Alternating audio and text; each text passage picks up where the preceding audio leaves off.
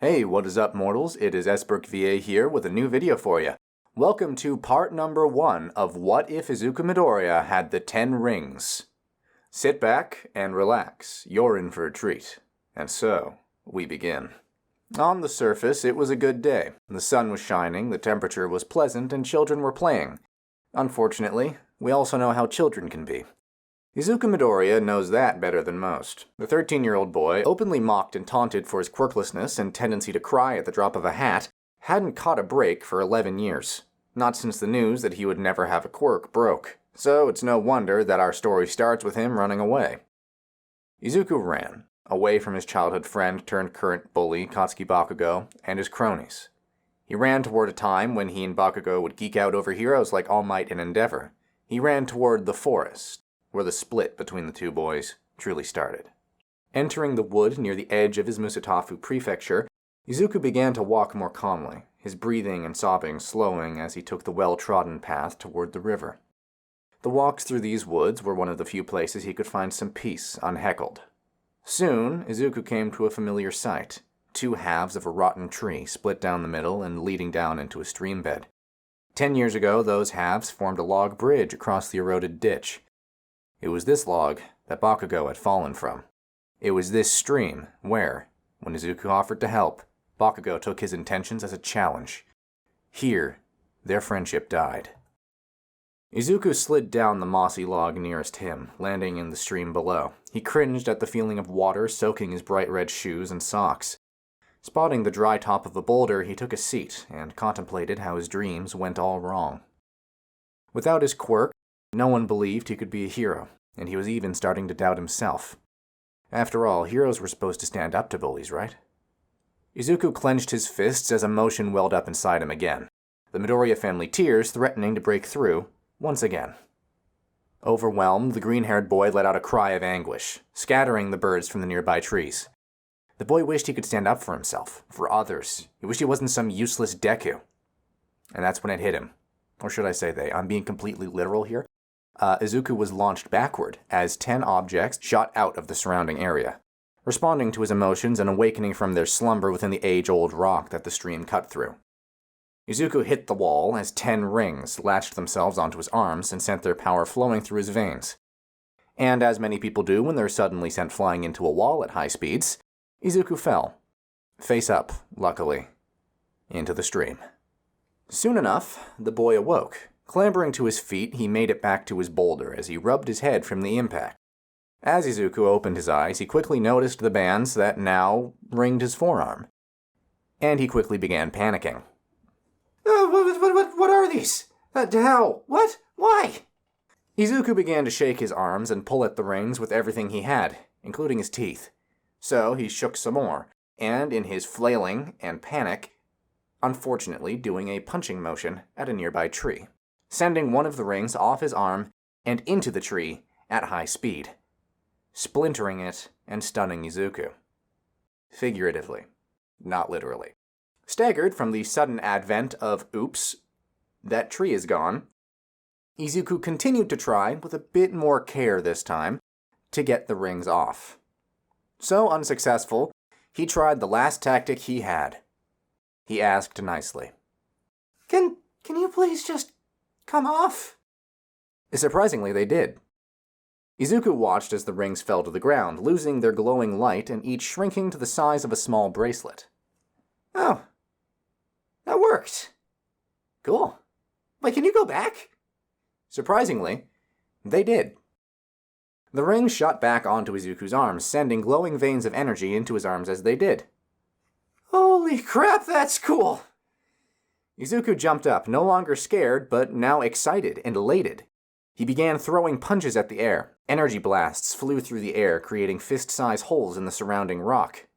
Izuku took it up a notch and sent a physical ring flying, his arm reeling back from the recoil, shattering one of the nearby boulders and flying through, accidentally smashing the halves of the rotten log. That was Izuku's way out of the ditch. Oh, that's not great.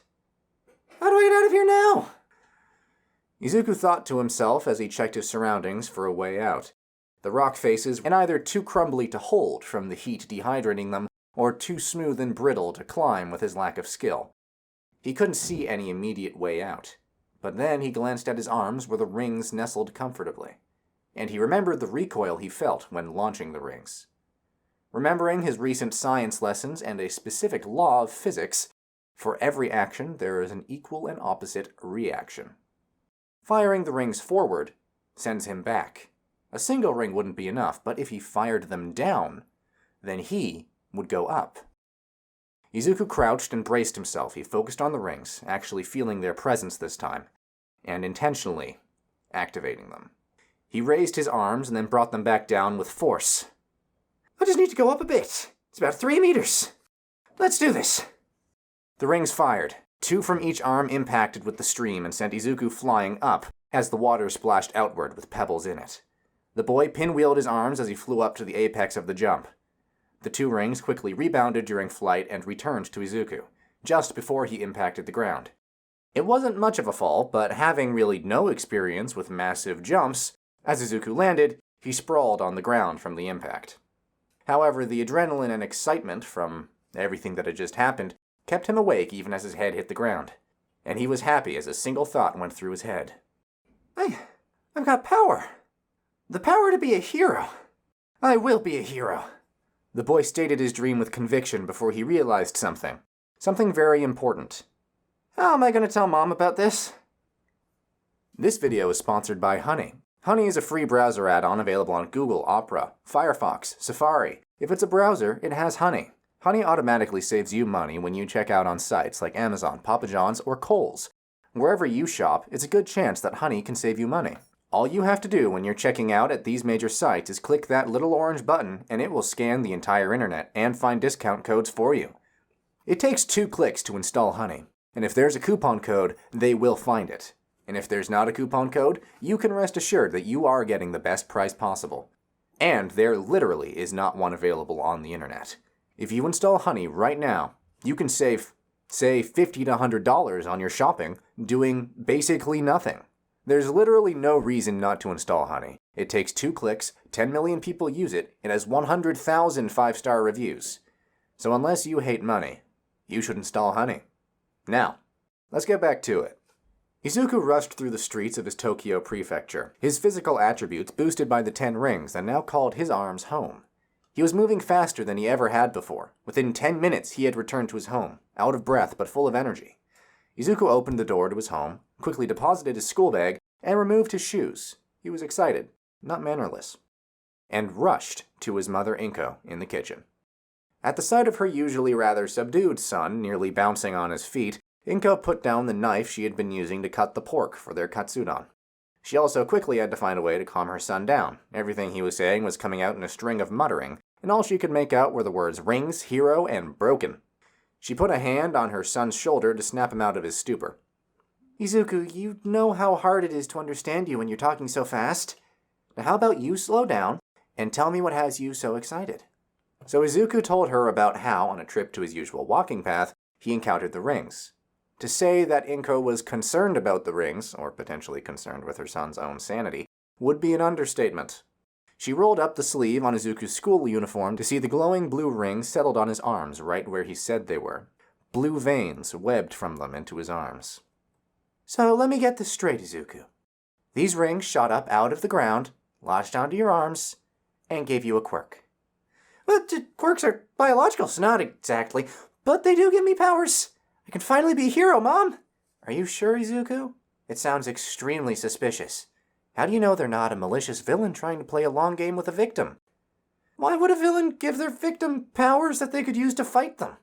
Plus, I can take them off. Show me.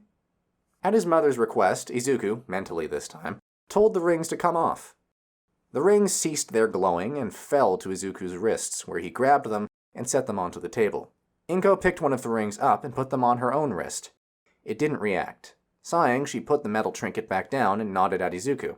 He made a fist in a pulling motion, causing all the rings to glow again and fly back onto his arms. Izuku? Yeah, Mom? Let's go over to the woods. I want you to show me what you can do with these. Izuku's face lit up as he quickly ran and hugged his mother. Together, they left for the same wood where Izuku had found the rings, though not the exact same spot. It took them about 20 minutes to walk there, now that Izuku wasn't augmenting his speed by accident. Once there, Izuku showed his mother what he could do. Even with his little experience, he could fell trees and shatter rocks without much effort. And each time, the rings always came back to him. They were fascinating small objects, Inko thought. Small objects. Izuku stopped showing off for a moment. Sorry, Mom? The rings. They're small objects. Think about it, Izuku. No doctor or hero is going to accept a boy randomly obtaining some magic artifact from the dirt in a forest. But they would believe it if a boy got a strongly mutated, but highly specific version of their mother's quirk. I think you're going to need to explain that differently. Inko chuckled. It's simple, really. We tell everyone that you were misdiagnosed, and that the reason you couldn't use your quirk before was because you needed a specific item to channel it. An item, or rather a set of items, that you could manipulate fully, like those rings. Oh yeah, I get it now, so just basically an amped up version of your thing that's also very much more contained. Inko pulled out her phone to quickly check the time. It's only 6:15 now, Izuku. The local quirk clinic closes at 8. If we go now, we should be able to register your 10 rings as a quirk. The young boy once again ran to his mother, hugging her as tears fell from his eyes. He was no longer quirkless or useless, and they were about to make it official.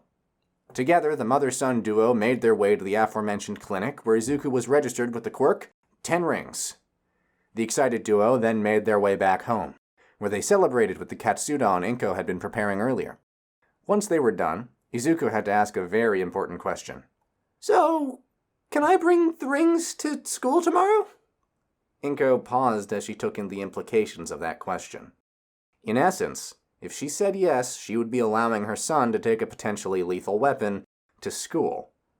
But she wasn't blind. She saw the bruises and the burns that Izuku could come home with some days. She saw how emotionally hurt her son could be.